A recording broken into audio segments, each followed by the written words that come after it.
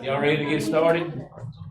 So let's go ahead and get started with our January work session into a new year. Glad to see everybody here, and really proud of how this room looks. It looks pretty awesome. You're walking in the back, it's like coming into a different place, so. Let you know when Kudos. the heater cut That'll off. be good. But for that, Dr. Howard, we got a lot to cover. We do have a lot to cover, and we have as you know, we have a 7 o'clock advisory meeting, so I will, without rushing too much, we'll move through this pretty quickly. Before we begin, I have two things. One, we are here for the first time, and I want to send a very special thank you to Josh and his team. Mr. Cronick's already recognized it, but I think it's very important that everybody realize that our in-house folks did all of this work. They visioned it, they crafted it, and they executed them, and it looks very good. So thank you. We're something we're very proud of. Secondly, as you know, weather conditions are evolving, and we had a conference call with the principals this afternoon, and the weather has changed from a watch to a warning beginning at 4 p.m. As you know, once you get a half a day in, our students are considered present, and we'd like to recommend that we go ahead and schedule an early release at 1 o'clock, actually an hour early. So we just begin the process 1 hour early. That would get all of our buses back in by about 4 o'clock or 4:30 at the latest, and it would give parents an opportunity to make arrangements for tomorrow afternoon instead of waiting until the last minute. So we've prepared a communication to send out this evening, but we just wanted to run that by you and get your thoughts before we plan to go forward with that. So you get credit for the day. It doesn't hurt anything, and we don't have to worry. We know that we're leaving a little early and our kids are going, so that's right. So Ms. Bridgman and Martha will just execute that, and we'll make it happen, and we'll be secured. Thank you, David. So we'll make that happen. All right. Again, thanks to everyone. Happy New Year. We've had a very busy start. We came back January 2nd and have been running ever since, so hope everyone had a great break. And want to start with just a reminder for our board that we are scheduled for our whole board training on March the 10th. When do the 10th? Go ahead. Go ahead. 11. Go ahead. Go ahead. John with board again. Yeah, he's got an iPhone now. Let's see. Yeah. The 10th is on Friday, so we were working off of Thursday, the 9th being the work session, and then the 10th. Okay, so 9th and 10th. Yes, sir. So as a reminder, I gave you some information. I also loaded in an e-board. We'd like to work with University of Georgia's Vincent Leadership Institute to facilitate that. Dr. Cook has put together a great team of folks who I think can do a very sound. He actually has a 2-year plan that will help us with our whole board training for the next 2 years. So if you haven't had a chance to look at that, please do, and it is also an e-board. So that's just a reminder that we're excited about hosting Relay for Life. It's a countywide Relay for Life at Jackson County High School. Want to also let you know that we did get some feedback, and overwhelmingly, based on the revisions, we put the survey out as we discussed, and the calendar that we'd like to recommend is included here. It does require the teachers to come back on July the 31st, but we think that it makes as many folks happy as we can possibly make. We're never going to make them all happy, but teachers needed 4 days of pre-planning. We were looking at a little bit of an extended break in October. It aligns with many of our Perry activities, keeps the Thanksgiving break and keeps somewhat of an extended Christmas break. Does not bring us back until the 4th, and then builds in some breaks throughout the year. So this is our recommendation, and we did get a significant amount of feedback on this calendar through our survey. And just a reminder that we will need to nominate the chair and vice chair at Monday evening's meeting. And then we will need to designate board meeting dates. We've already crafted those for your review for the 17-18 school year if you'd like to review them. And if you have any questions or suggestions, please let me know. I presume that we'd like to continue the pattern of having those meetings at our schools. And so we are trying to do the January meeting at a high school and the May meeting at a high school where we do the majority of our recognitions so that we have plenty of seating and so forth. So between Teacher of the Year and retirement. So if you'll take a look at that, that is all the general comments, but we've got some other things we want to share with you. And again, I'll remind you that we're not trying to talk too fast. If there's some things that we need to table and we want to do that, that's perfectly fine, but we do want to be finished a little before 7 so that we'll be ready for our advisory committee who's coming here. So, Mr. Nicholson. Yes, and we will keep it brief in terms of the Student Achievement Mid-Year Update. Just want to let you know that on the 13th of this month, we will be wrapping up our MAP testing, and that's that additional assessment that we've been utilizing this year that has the national norm. And so I look forward to in February sharing with you the growth that we're making in the content areas at each grade level, which is, again, something we have not had in the past. And so particularly excited. We have some preliminary data, but you have to close the actual window before you can run the various reports. But what's exciting is we're mid-year, we can look and see what progress we've made so far and adjust instructional practices where we need to instruct them, and then reinforce those where we know that we're making some progress. So given our performance between CCRPI last year and this year, already putting some in-house procedures in place, this will enhance those. So I hope to have some very good data to share with you, and if it's not as good as we'd like it to be, a plan to improve that data behind it. So I will share that with you in February. And it's not on the agenda, but if our time allows, Todd came with the program of studies that I just thought might want to share with them. Yeah, this is hot off the press, just came in today, so will be distributed into the schools tomorrow.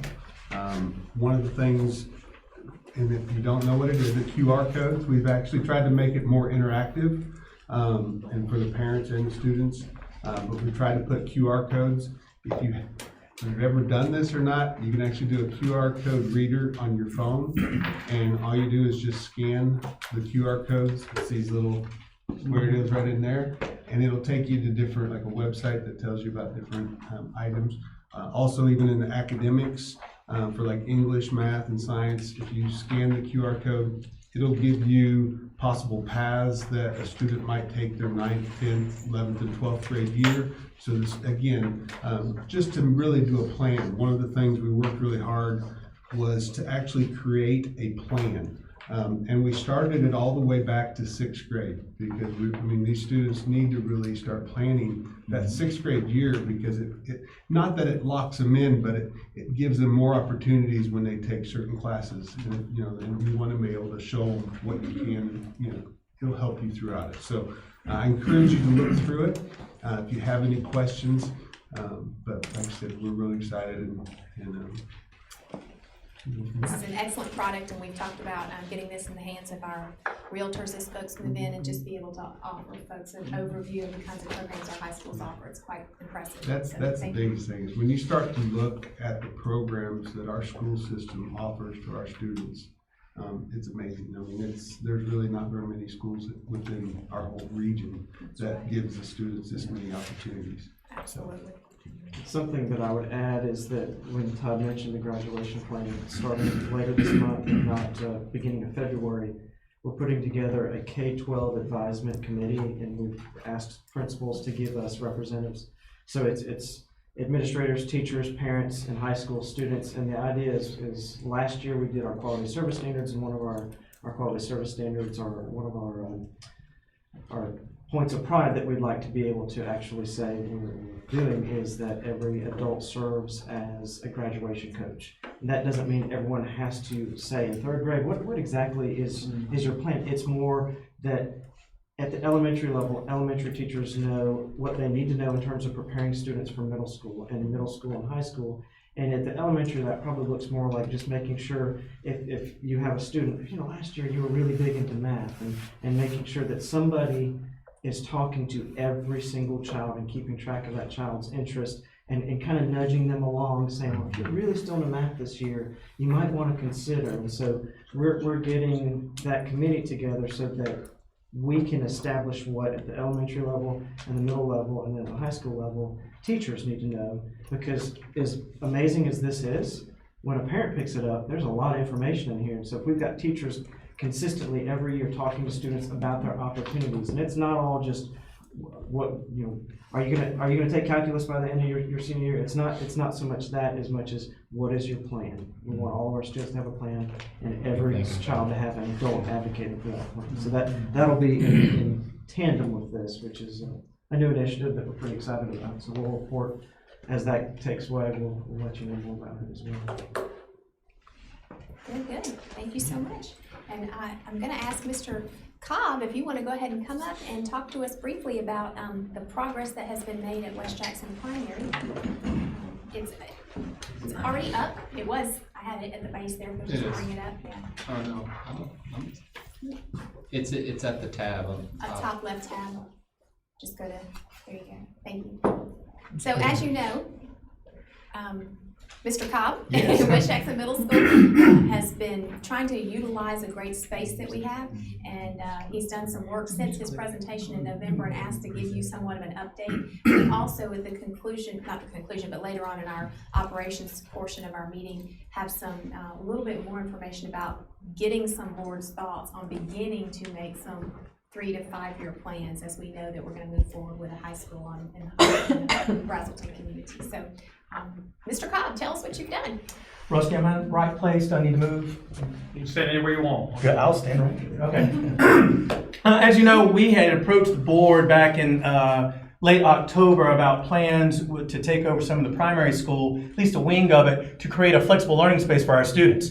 Well, through the students' design, we're actually there. We can kind of show you some progress that we've made. This whole thing kind of started where a group of teachers and administrators were actually fortunate enough to be selected to go to the Ron Clark Academy in South Atlanta. And one of the things that they do at that academy, as you can see, this is an old warehouse, but it's that theme that they can kind of continue through every classroom to kind of inspire kids to think outside the box. I'll share some notes of what some of the students said in just a few minutes. But in October, we approached the students. We said, look, if you're interested in doing this, there's an application process. Now, you got to do it on your own time, your own dime. You got to do it when we can get over there on Saturdays and Sundays and after school. You got to think big, but you got to work hard. And there were a lot of students who said thanks, but no thanks.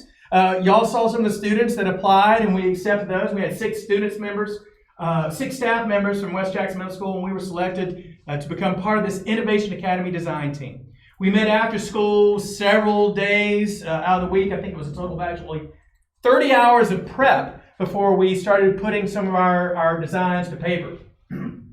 We took the students over there to the school. Dr. Howard and Josh let us in, and we walked through, and I got to tell you, a school that doesn't have laughter in it, it's a horrible place. And these kids just running through the school and laughing and yelling actually brought life to that place. So they broke up into groups with our staff members, and they had intermediate goals, long-range goals, short-term goals, and they kind of planned out what they wanted to do. We kind of wheeled them back in and said, let's focus on just a few classrooms. So they identified one wing out of the building and what they wanted to do with it and how they planned to get what they wanted done with it. So we took a lot of time. We identified each classroom. We mapped out what needed to be done in there. Josh, I think you'd be very proud of these guys. They could work for you one day. And then the other cool thing is they started going through and finding things that were left in the building and said, you know what, this is not garbage to us. This is a treasure. For instance, they found the old blueprints from this wing. And it was great because we had one of our teachers who's actually an architectural student back in college. She's actually showing them how to find the area of the room and how big of a room and kind of plan it out instead of just putting paper down on the floor. We also found old trinkets, as they called them, globes, that had kind of been broken apart, and they're really, you can't use them for what they were intended to be used for, but these kids started dreaming up new ways to use them. So they decided one thing they wanted to do was to repurpose many of the items that they found in there to use again in their classroom. For example, old roll carts, those globes that I told you about, can be turned into this little thing. If you'll click one more time, there you go. It's called a vortex mirror. It's like you line it with glass or flexible piping lighting, put a mirror on the front, and you turn it on. So they've got some of these mounted on the wall already. I was already talking to Josh about how we can make sure we get them all plugged in. And this is the group. So that first day there was a lot of fun because we didn't have to do a lot of work. Then the work started. The kids said, where do we start? And one of the kids responded, I guess, right where we stand. And that's really where we looked at it. We walked in, we picked a spot. What do we need to do to each room? So they came up with themes, and these are their goals. The first one was a mad scientist lab, where they could have exploratory reading, writing, conceptual framework of argumentative essays, and even a scientific process can kind of go in there. And they plan on having that room done first. And we should have that room done by the end of this month. The first class will be held over there January 20th. So that is basically in about 2.5 weeks. The next room they wanted is an imagination exploration lab. This is where they could go with their creative writing, future planning, where they could sit around and talk about what they needed to do instead of sitting on the floor. Now you actually have teams of people that come in and work on it. A presentation and explanation of Innovations Academy for tours. When people come in and say, what are you doing here? Well, this is where we start, this is how it started, and we'll take you around. And then finally, they have one other room that we identified as a plant lab, where we will, Kristen Howell, one of our teachers, every so often, she creates a room-sized replica of a plant cell, but every year she has to take it down because she's still got to teach. Well, now she's identified a room that will stay up permanently, and students will be able to come into it, and as you walk through the cell and you see the different things that the cell components have in them, then you walk outside and there's an outdoor lab that's attached to that as well. So, the day after Christmas break started, bright and early on a Saturday morning, drizzling rain, cold, we had a group of faculty members, our Innovations Academy team, and a few parents that decided to come out and help us. First thing we wanted to do is kind of replace some of the ceiling tiles, give it a more aesthetic appearance to each one of these classrooms. We had Don Small, he's actually a parent here. He's a fabrication expert, so he's fabricating these really nice innovative doorways that you walk into a classroom instead of just a traditional door. We had the students kind of identify what they wanted to do to each classroom, so you got to get to work. Some of the things that they identified, you can go into the next one. Power Tools and Smiles was Dr. Howard actually. Skip that one. Best side. You get the best side. Vacuuming up. A lot of smiles and a lot of fun. And that's what was really amazing to us, because the more and more stuff that we did, the more and more we realized that these kids were really, really into it. We took out some of the old TVs, we scraped down walls, we cleaned the floors, windows, removed all obstructions, and we wanted to start paint and refurbishing that first Mad Scientist lab. One of the students said, when we get to this, he wants to have no clock to monitor time, no desk to restrict movement. He said that would be the best educational experience he's ever had. Parents showed up. Ms. Christensen was there mopping floors with us all day as well. You can go. And then we had lunch. Now you kind of see what starts to happen here. That whole entire hallway got scrubbed and cleaned. All of the old TV, VCR combos that weigh about 400 pounds were taken down and stored in a different room. Again, just the ceiling tiles replaced. And so the kids, what you do in the 21st century is you go on Pinterest to find out stuff that you like. So the kids go to Pinterest and they created a Pinterest page where we actually are able to look at things that they want to do. So this is the Mad Scientist Lab. So then we start painting it to kind of look like this lab. So as we start, you start looking at some of the faux brick. Angie Kanarski actually did all this. Well, she did all the stone. We did all the easy one color work. That's us.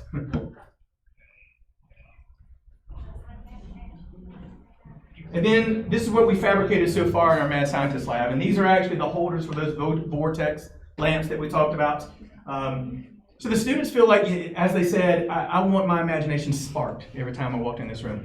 Here's the thing, this, other than asking for donations and spending about 40 hours of our own time, that's kind of what it's cost us. That's kind of where we're at right now. So in fact, they were over there tonight reinstalling new doors. They've actually taken down these old doors here and they replaced it with chicken wire from a chicken coop. And it looks like a nice little Mad Scientist, and they got green lights inside. So that's kind of where we're at right now. We have this first room should be about finished. You can go into the next one, I think. And then their next step, once we get those two other labs finished, the next step would be they've identified a room. They want to have a broadcast journalism lab where we can have some of our intro to digital design courses, video broadcasting, even do a local news show there, a robotics engineering lab that would be integrated with math, science, language arts, and social studies. So everybody here, you are more than welcome to come and visit us on January 20th so you can see what it's all about. And then again, as I've reiterated before, at the end of the school year, the last week in May, we will actually have a festival over there, international festival, that's sponsored by our 6th grade, and you'll kind of see how this flexible learning space is all taking place. Okay? Very much. Thank you. Outstanding. Thank you, Mr. Cobb. Any questions from the board? Which hallway did they choose? I'm just curious. Ms. Wheeler, I believe it's one of the newer hallways. If you're standing at the building, it's the hallway at the very far right. Oh, yeah. As if you're looking at the gym, it's that one right there. So that gives us ease of parking. We can pull around to the back, be a little bit more secure when we unload and load students. That's great. That's exciting. Very good. Thank you very much, Mr. Cobb. And you know, as always, you're welcome to stay, but I know you have a busy schedule, so dismiss at your leisure, so. Yes. Is Tiffany involved in any of this that's going on, so we can see as far as what's happening here, to where if we want to mimic it on the east side at Nicholson? You know what, that's a great question, and Joe and Tiffany work together pretty intently, and they've talked quite a bit about schedules. They don't have the need for space, so that need to move someone elsewhere doesn't exist. The primary reason this came out, obviously, is, Mr. Cobb, did you hit 1,000?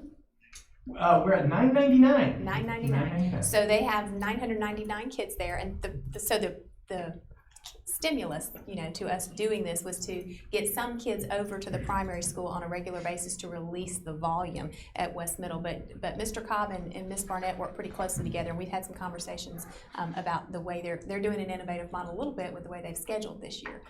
But your point is well taken. If they need a space to do that, there's I just space think available. it's an isolated place. It's a place away from traditional Yes. learning. Yes, it is. To where we've got the space, at Nicholson, at Benton, with better way to utilize Absolutely. the same scenario that was happening on the east side, west side of the east side. Absolutely. I think it's a great consideration.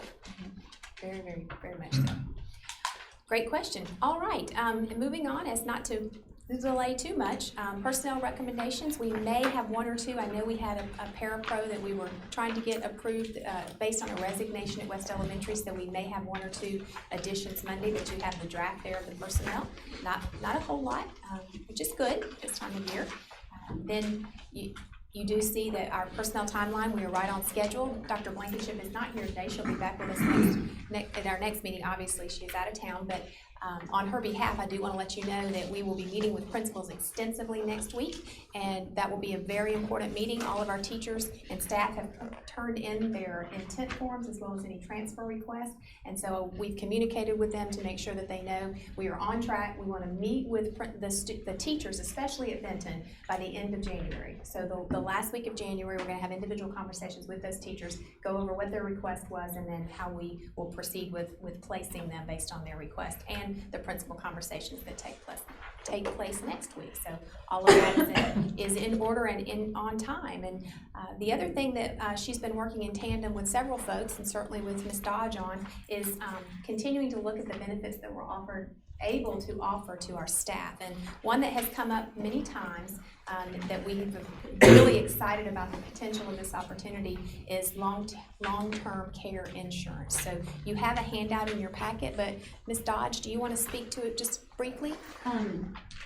Of course, it's no cost to us. It's a supplemental benefit that's optional to the employees, but through some research and some discussion with various companies, we've picked one, and the benefit and the coverage that they're offering is great. I think it's something, especially if our younger employees would consider it, that it would be a great benefit. We're talking, the younger they are when they opt in or take it, of course, the cheaper it's going to be, and unless something crazy happens, your rates do not increase. And you can cover yourself, spouse, children, extended family, aunts, uncles, brothers, sisters, in-laws. Wow. Yes, it depends, they have to go through an initial questionnaire, and that questionnaire determines if they're able to go through a short application process or through a full underwriting process for the coverage. But it's a really, really good, extensive offering, and we're really excited about it. And this little pamphlet here kind of gives you an overview of what it offers, and then on the second page, a timeline of when this is going to go into effect. So And cost. It's kind of just average cost. So thank you, Anna. And if you all have any questions, you're welcome to call myself or Anna or Dr. Blankenship tomorrow. Or actually, Monday would be best. We'd like for you to approve this so that we can be ready to go in February. Technically, we could wait till February to approve it, but if you feel comfortable with it, and I think it's a great benefit to be able to offer to our employees. And it is portable. Yes. That's the great thing about this. Yeah, they If you can take get, it with them. no matter where you go. That's good too, yeah. Yes, yep. And once you're in, I mean, you don't have to go through any kind of underwriting process or approval or application process again. You're in. Your rates are set, and So it's totally independent as far as the school system, and once you retire, you can continue on with Yes. it. correct. And again, appreciate both of you all for exploring that and bringing something else to our staff. We're getting to a time, as you know, I expect that we're gonna see a teacher shortage again, and anything that we can do to retain our best and our folks that we're proud of, we wanna make sure we do that, so. All right, we have what I think is some pretty good news on the financial side, so I'm gonna let Mr. Hitzkes and Ms. Dodge talk to us just a little bit about, our financial status right now. Before we do that, a shout out to our tax commissioner. They've been very, very communicative. It's been great. The collections. She's great about, yes, she is wonderful, and they've been Outstanding. great about contacting us as soon as funds are available and dispersing it quickly to us. They're always phenomenal, but I mean, It's been a good Yeah. partnership, so. All right, Jamie's so happy and excited. I want you to be able to just Yeah, revel in this it. is, if you start with this, the fund balance year over year look, that is a picture of pure joy and excitement for me. If you look right now, we stand at $14.4 million approximately. And if you compare and look over the years, the last time we were even close to that was FY12. Now, some of this has to do with the fact that, as Dr. Howard mentioned, the tax commissioner was very prompt in delivering some funds, and so that we're at 14.4 million, and it will go down. But when you look through time and say it's been a long time since we've had Have this that amount. kind of balance at that time of the year. Yes. And the TAN's paid off, and so that's out, that's accounted for in everything. is that ending balance, so. So we're really in a good position, and hopefully we can start getting away from taking a loan every year to make our payments. How wonderful Getting closer. that would be. Getting closer. Yes, it would be. But if projections and normal activity occur, how it has over the years and the months, then, I mean, it's gonna be very, very likely that we'll end up at 6+ Plus. million in fund balance at the end of the year, so. What do you think, Mr. Yep. Budget Perfection? Over Absolutely. here. Very drilled down and detailed. It helps us manage for sure. Sure does. Yes. All right. And then, of course, our general fund report is there as well. Yes, and you'll see that is right in line with where we are, where we completed 50% of the year and we've expended 48% of our. No, it No. doesn't. It's gone pretty quick, but we're ahead of schedule as far as expenditures and. And ahead for revenues, Yes. so. And actually, when I was looking at last December, we were at 49%, so we're actually another percent lower this December in our Expenditures. expenditures Yep. compared to the, point of the year that we're at, so. So it's going well, it's good, which is good, so it can cover our TRS and healthcare increase for next year. Right. And then the SPOS report, if you look at that, it's another great story. It is up year over year, by $60,000. That's a trend that we would love to see continue, because if you look at our 12-month average, we're up over $520,000 per month. And we got our initial information on how we're gonna be splitting our revenues with Jefferson City and Commerce City for the new SPOS starting this coming March. And it's not as bad as what we initially That's thought. good. Yeah, That's good yeah. news. And so, did we get that to Mr. Chronic to sign the distribution? But we did. I think so. Okay. Let's check when we get back. Okay. Yeah. But Yeah, so it's gotta be signed by each of the three, board chairs from the three school districts, and then once that happens, then it'll go to the state and Ready to they'll go go. ahead and get it ready to go, because Perfect. May's disbursement will be the first disbursement for the new collection. So, but this is still a good story. Yes, Absolutely. yes, that it's, we were thinking somewhere between 6 and 8% decrease, and it's looking more like about 2.5. That's, yeah. Very So good. that's It's very good. significantly less than what we're anticipating. Got Outstanding. Yeah, that's good. What about the collection fees, is that, been, Yeah, anything been question. discussed about that yet? Next year, Well, Next on year. taxes, it should start next year, the new. Yep. which will be 2% If for we do everyone. anything this year, it should be 2% across the board for everybody. Yes. Yeah, That's great. So that's good. Fair. That's right. That's right. We'll roll into facilities in just a minute. I think I would be remiss if I didn't mention our obvious situation that happened at North Jackson. Just to update you, we are still working closely with the Sheriff's Department. We have gotten a public incident report. Any parent who has a check that has not been deposited, we are providing for them a copy of the public incident report so they can hopefully waive their bank fees and hopefully issue North Jackson a new check. And Rose Odom has been based over there. She's a very experienced bookkeeper, so she's helping us get things back in line. And you know, these kinds of things are very unfortunate. The most important thing to me is that we act quickly and that we resolve it, and we will continue to follow up on that. And very sorry and that it was an unfortunate situation, but very pleased with how quickly we were able to intervene, and the Sheriff's Department was outstanding. We spent the Monday of break at the office going through stuff with the investigator, and so that was worthy. So thank you for that and understanding. So, all right, facilities and transportation. As you know, two hot topics to come. We spoke with you all a little bit at the December work session, and this has been a conversation that we've been having, what, David, not maybe 3 years? And in our conversation, I think we all decided that let's go back to the principals one more time. And so we did, and we had a meeting on Monday of this week, and we spent a good hour walking through all of the different scenarios. There are so many variables, and without spending too much time, I will just tell you that our principals are as committed as we all are to making sure that student safety and quality of service is the top priority. And so we shared with them some of the questions that you had asked. And so if you look here at school start and end times, one of the original plans was to move the elementary start time from 7:45 back to 7:30. That was a concern, so we bumped it from 7:45 to 7:50. It's not a whole lot later, but at least it's not earlier.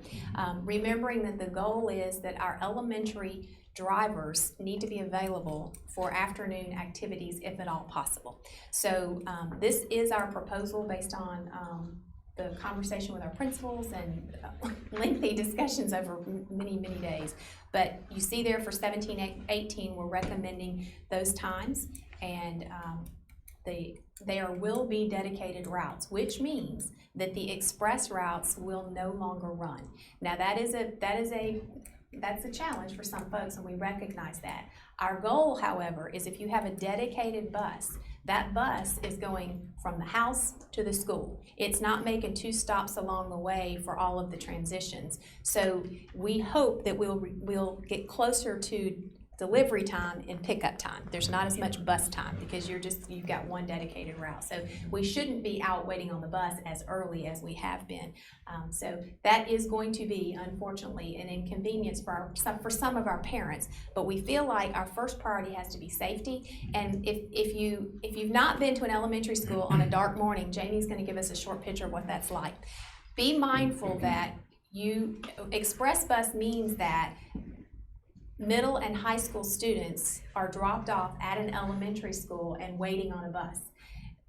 It has become a growing concern for me that those principals don't know all of those middle and high school kids, but they're responsible for them while they're standing on the curb waiting for the express bus. And it becomes somewhat of a social and gathering place, which is completely normal for middle and high school kids. It's not that they're doing anything wrong, but you've got elementary, middle, and high. You've got a little bit of a supervision issue, and you have a significant traffic issue. So Jamie has pulled a little bit of footage. Did you pull West Elementary? I did. So this is West Elementary. Let me see if I can make it any bigger. There you go. And to give you some perspective, I'll let it play. This is all the bus lane, these 3 frames. This is the front of the school. And what happens in the morning for our express bus, if you have a high school parent that the child doesn't drive to school, they'll get off here, they'll walk through this area here, and they'll come over here through the bus loading zone. So you see the buses are starting to arrive here, and your elementary kids are getting off. And our challenge is you're transferring middle and high school students. So there'll be middle school students and high school students on every single one of these buses. They'll get off the buses and then they'll have to say, okay, now I've got to put all middle school kids on this bus, and this bus. So you wind up with this conglomeration of students, and you can just see this group right here. I want you to pay attention to them. They're going to remain here. And Mrs. Wheeler, you probably remember this from your days back at West Intermediate when you had to say, okay, now go get on a bus. Go get on a bus. And they'll wait and they'll say, wait, well, I really want to be with my friend, or I want to get on a bus that's less crowded. And so they'll sit here and they'll wait. So when Dr. Howard mentioned supervision, that's one of those issues. But you see all these students, these are high school students and middle school students that are going to transfer from bus to bus.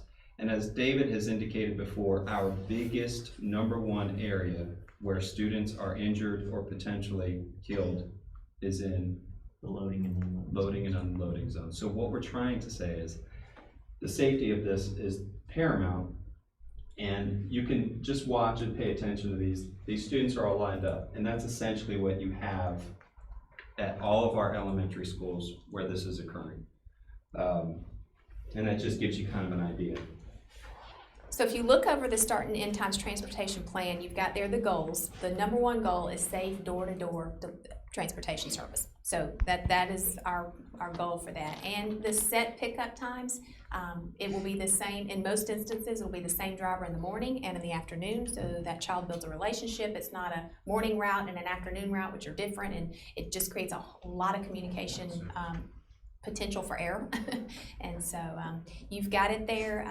Again, we will work on a communication plan to go ahead and prepare families if those that do not prefer the door-to-door service, they want to make alternative arrangements, they'll have plenty of time to do that. But I got to tell you, I feel better having elementary on an elementary bus, middle on a middle school bus, high school on a high school bus, and they're not at each other's properties. You don't have a bunch of middle school and high school kids at the elementary school hanging out when it's dark at 7 o'clock in the morning. So if you have any questions or concerns, please don't hesitate to call, come see us, or we can look at some more video. But I appreciate the principal's time. They were very thoughtful. One of the things that came up, just to make sure you're aware, we looked at every potential avenue. We talked about having high school go first. Really, it'd be great if we could have high school go 7:30 to 2:30. They could get out early, they could start their activities. 2 challenges there. One, which is pretty significant, is many of our elementary teachers or many of our coaches work in elementary or middle school. So even if they get out early, they can't necessarily start their programs until elementary and middle school are dismissed as well, because the coaches are not all at the high school. And then of course you do have the issue of you need activity buses, and the activity buses are not available until they get done running the elementary. So if you delay elementary, you still don't serve your need with getting kids to athletic events. So lots of thought went into it, and we feel like this is the best scenario for our place now. And the pickup time will be about the same in the mornings? No, It'll be a little earlier. Dave, It'll do you want to be- speak it's to gonna that? be earlier? No. It'll be a little later. It won't be as later. early. Okay. later. And that we do have to bear in mind that the routes that are long, like Bear Creek and things like that, will be a little bit different. Maybe 5 minutes difference, but some of them, your more dense population closer to the schools, but they will definitely, you'll see a big difference in that. And that's one of the positives of this plan. Many of our students do depend upon our breakfast program, and we didn't want to diminish that participation, so we are planning the routes with at least 30 minutes prior to, or for elementary, and at least 20 minutes prior to for middle and high, so that students arrive at the school in time to get breakfast. And you know as well as I do, many of our kids are very dependent on that. So you basically take the start time and back it up by 30 minutes, and then the pickup times would stagger backwards from there. So. How many express buses does this eliminate? As Ooh. far as the whole, how many have you been using? You're looking at, one school, 78 to 125 extra people that you have that come in cars. And that's 6 to 7 buses, because we have to keep in mind, if you can say, okay, well, I can put 70-some kids on a bus, you are correct. But the problem is you already have middle and high schoolers on those buses, so you have to spread them out. And one school in particular, we're heavy, and it's just the influx of population coming in. So we're looking at 12 buses, 21 buses? We're looking at anywhere from 5 to 6 buses per elementary school. Per elementary, With 7 elementary schools. Big elementary schools. so 35 buses there. From an Ground- extension, ground from Express, from the Ground express 30, service. 35. But those buses will be making their cycle around, pick up middle school or pick up high school. That dedicated route. Yeah, Well, yeah. that driver that comes in that elementary school will be done. It won't be going to. Okay. All right. I'm gonna skip number 2 for 1 second and just mention that the Benton Elementary School Advisory Committee, I had hoped to have them come tonight, but as you know very well, our board cycle was right after the break, and the Benton Committee is not scheduled to meet again until next Tuesday, so they didn't really have an update at this point. So they've asked if they can wait and come to the February board meeting. So we'll have some representatives from the Benton Advisory Group coming to the February work session, and we'll look forward to hearing from them. In terms of the facilities planning, I want to briefly kind of give you an overview of why. Any time that we take on the numbers of things that you all know that we've taken on, we really feel a sense of commitment to our community to say, look, we are looking at this carefully, and we are looking ahead with all the variables that we know presently. Certainly we don't know them all, but we're trying to lay some plans in place. You as a board, property and facilities are some of the most important things that you are concerned about, as you should be. And so we felt an obligation to share with you some of our preliminary thinking. Now, this is not something that would be appropriate to share with schools until the board is in a position to support the kind of direction that we're going, but we at least wanted you to have an opportunity to preview some of our thinking, with the big picture in mind that we have committed to the construction of a new facility to begin the relief in the community Brazelton-Houston area. And the 332 property can begin to be developed as soon as we've accumulated a SLOSS balance, as you approved, that will allow us to do that. Now, we also have a College and Career Academy steering committee that has met quite frequently, and they're doing an outstanding job of looking. I think Todd shared with us last time, and we've discussed the fact that that committee will come back and visit with us in February as well. But their feeling is that our College and Career Academy really needs to be very centrally located so that any student in our county can have access to it. So the conversation came up that eventually could Jackson County High School be repurposed as the College and Career Academy when we get a new high school in the community. Now, that's preliminary, and that's your decision, but I wanted you to be aware of some of the thinking that's going on right now. With that in mind, we've just heard from Mr. Cobb and know that we need some relief at West Jackson Middle School. We simply can't do everything that we would like to do in the time frame that we want to do it. So we were trying to stagger over the next 3 to 5 years what is an accommodation plan so that our community knows we're thinking about this, we're planning for it, and the outcome should benefit and everyone. So if you take just a minute to look over this year you just heard from Mr. Cobb. I think they're going to do great work with that. Next year, as you know, we'll have students who are rezoned for Benton. The rezoning you've already voted on, and that's taken place. And we are moving the East Jackson Middle School 8th grade students permanently or officially to the high school. And then you have West Jackson Middle School that will continue using West Jackson Primary School for innovative space.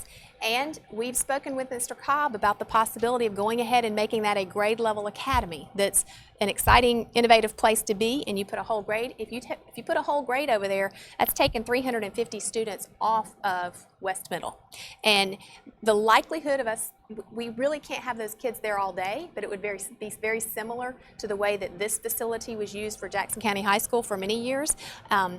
Preliminary thinking, just ideal thinking out loud, is those students could do their core in the morning and have 4.5 hours at the primary school, come back for lunch, and have their connections in the afternoon and be at West Middle for their afternoon activities. But you'd have 350 off of the property for more than half the day, and we'd be utilizing that space. And we can do that because then West Primary is basically just being utilized as an auxiliary facility of West Middle. So that's our thinking in terms of helping the growth at West Middle. That pairs with Jackson County High School potentially being used as a future College and Career Academy. Jackson County High School is due for some renovations anyway, so if we're going to start to renovate, let's think for the future. And so you have there a general plan. The other benefit and potential of the College and Career Academy being at Jackson County Comprehensive High School is we can expedite the rate at which we're able to build a facility on Highway 332 because we can potentially delay some of the lab construction. So obviously in a brand new facility, something like East High, that's a beautiful facility and would love to replicate, we really can't afford to do that, and we really don't need to. We have a good school at Jackson County Comprehensive High School if we can build some additional classroom space off of Highway 332, and then we've got the lab space that's already in existence at Jackson County. So that would be sort of a nice, how did we talk about it? We just said all the stars have to align. We get that. And it's going to have to be sort of a if then this. So this is preliminary. This is for you all to look at, reflect on, and give us some feedback. But we do feel a sense of obligation to the community and to Jackson County High School and to the other folks to start having these conversations and beginning to plan for the next phase of growth. Mr. Lindsay, you're here and you're from Jackson County High School. What's your enrollment right now? Do you know? Have you? 1168. Yeah, so you're pretty significantly over capacity now, and that's just going to grow. I think Dr. Jones told me you registered 9 kids on Monday. We've had a lot of Gum Springs got 8 or 9. No, Gum Springs got 8 or 9, and I think West Middleton as well. So we know that growth is coming. We also included in here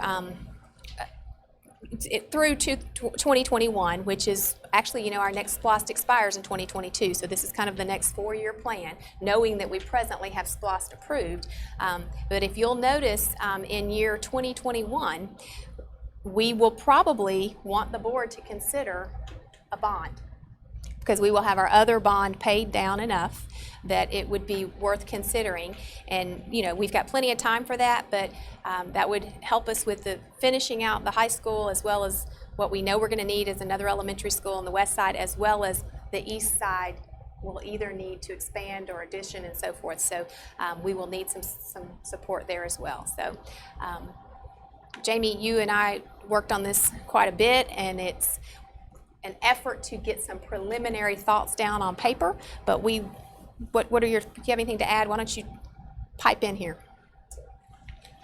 As Dr. Howard mentioned, it is going to take a lot of the stars aligning, and we're going to have to utilize and think through spaces as multiple spaces with capacity that you're going to have to combine and utilize in different shapes, forms, and fashions, whether it's 8, 9 at one particular school, or the 10, 12, and thinking through the athletic end of, and if you look through this, like the athletics won't occur in phase 1 of that construction, so you would probably leave your upperclassmen at the current Jackson County Comprehensive location, so that the activities align with where the facilities are. And once the facilities are built, then perhaps you change that configuration, and just keep moving and adjusting and being flexible based off of where the capacity in the different facilities are.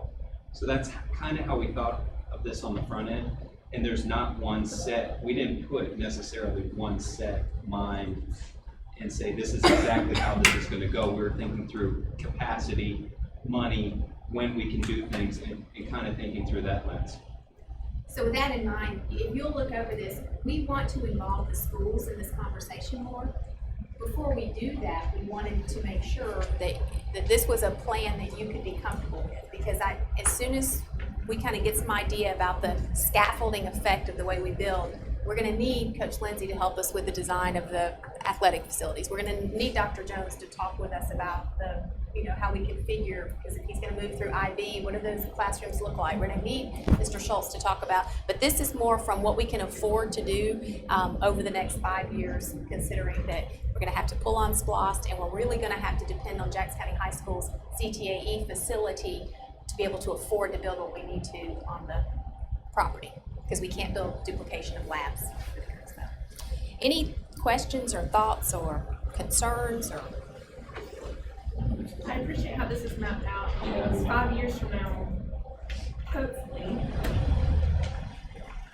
you'll be able to see what kind of development is going where. Right now, east side is up there. It is, and that's why we put, future growth depending on growth patterns. It may be that south is growing more than the further east commerce area, Maysville. Anything can happen in 5 years. So we know that we're going to need some east community expansion. It's just difficult right now to know exactly what that is, but we feel like we should put it as a part of our planning for the future. So. It's a lot to take in, take it, read over it, don't hesitate, we can discuss it. This is not a plan, this is planning considerations. So we just wanted you to have some thought go into that. All right. West Jackson Primary Intergovernmental Agreement and West Jackson Middle School ADA upgrade. Board of Commissioners have signed the West Primary Gym Agreement. We are holding that until we've gotten all of our ducks in a row with ADA, but I'm gonna ask Josh and Mr. Hitzkus if you can kind of update us on your conversation and where we are. We did have y'all had a meeting on that at the Yes, school. ma'am, we reached out to BM&K to help with the design on making that facility ADA compliant, and we have not gotten the prints yet. But in speaking with Robert, he thought this week, if not first of next week, they'd have something to us. BM&K, as you know, was the contracted service that installed the facility, so the reason why we went back to them, that they could help us have an idea of how much that would cost. So Mr. Poe has been very cooperative, and they're willing to partner with us. They were gonna have some of the county workers do that work and partner in that manner. Before we go down that road, we really wanted to commit to making sure it's done with the quality that we want, and so we wanted to have the drawing from a designer. So, all right. We've got a couple of minutes left, Mr. Hitzkus and Mr. Nicholson. Do you want to speak a little bit? You can see here about some Gordon Street updates. Since we've decided to retain Gordon Street, we're going to make the most of it and use it. So you've done some preliminary planning as well. We have, I'll let Todd talk us through, but whatever is done from an operational side will be done with the quality that you see in this room. And again, much thanks goes to Josh based off of, you know, if I wasn't sure about Josh, I think he could be on HGTV. He designed much of what you see at Jackson County in conjunction with Massane and other folks, but this is his brainchild, so. And we had many conversations last year when we were in the staff development room about how we needed space. This stays busy. This was booked through 3:30 today. Yeah. It's not That's that this is ever dormant. There might be a day here and there that it's not used all day long, but this room and B16 next door, in fact, is it B4? B4. We've talked even today about, on the professional learning day, we used that, and we were using some vacant rooms up on the D hall to the point where we probably need to utilize the nicely done B4 instead of for hearings for some professional learning. So I think we've talked at previous board meetings when we shared the org chart with you about pulling technology into teaching and learning. And we really want to make that a unified team. And it makes sense that if we do a unified team, that we don't have technology in one place and teaching and learning in another place. So Josh and Jamie and I walked 2 days ago, looked at every room, thought about all the different possibilities. But the current thinking is, what was the name of that room that we're looking at? It was known as the CAD room, Mr. Holt's calls, Holt's CAD lab. It has enough space, so technology would stay where they currently are, but they would have to move out for a short period of time to make their space look more like this. But in terms of their location, that would be the same. And that possibility of having teaching and learning in the room across the hall there that has a large open area that could be used. Again, part of it could be used as a flexible space like this with very similar furniture. So when we're doing trainings for assessments, they had assessment training here today. Well, when you have your assessment closet, you have to pull your assessment materials and you have to keep them under lock and key. If the assessment vault, so to speak, is there, you could do the trainings, the APIs can pick them up. It has the doors, the warehouse doors. So roll-up doors, thank you. I don't know, warehouse doors seems pretty legit too. But the idea is right now when we have meetings over here, we say, by the way, you've got to go back over central office to pick up we don't do a lot of textbooks, but curriculum materials, technology, anything like that. So we looked through the possibility of having teaching and learning across the hall, which would really allow us to be able to partner with one another. And it looks very feasible. Yes. I echo the fact, when we came back and told Dr. Howard about it, she knows Josh is very busy and how to feel about it. We're like, I think this is the exciting part of his work, to look at a space and figure out how you can carve it up. And what's pretty exciting too is that when we're looking at it, the money that has already been allocated for that, we're not looking for additional money. Right. It's just sweat equity, creative thought, and good use of the money that we have already kind of set aside. So that's a very real possibility, I think. And I don't know, Josh, if you wanna add to that. Nah, you covered it. In that space in particular, it's got high ceiling, it would have a very modern industrial space. This could be your real crown achievement, right? You just come back in a few months and you'll see it. And from an instructional point of view, and I know you referenced this, but it's gonna be exciting to have teaching and learning with instruction, because, I mean, with technology, because they've just become so closely interwoven that it'll make a perfect complement to each other. So, And then I didn't mention food services. We've talked, kitchen. yeah, we've talked about It's just that that it's, before, we but were up there Yeah. an hour ago, and Yeah, it it's looks looking great. pretty awesome. it's looking, shaping up. That's We gonna be cooked great. something, it was miserable. That's why you need to go in there. Cook tuna and So that's exciting, and I think we're gonna make great use of this space, and it will help us, and there will be some folks who can move out of the district office, which will provide some space there as well as we continue to grow and provide need space. So that's the only agenda items we had. You will notice that Mr. Walter Barnett and Ms. Wanda Barnett had called early in the week with a perfect amount of time to be able to address the board, and we're planning to be here today.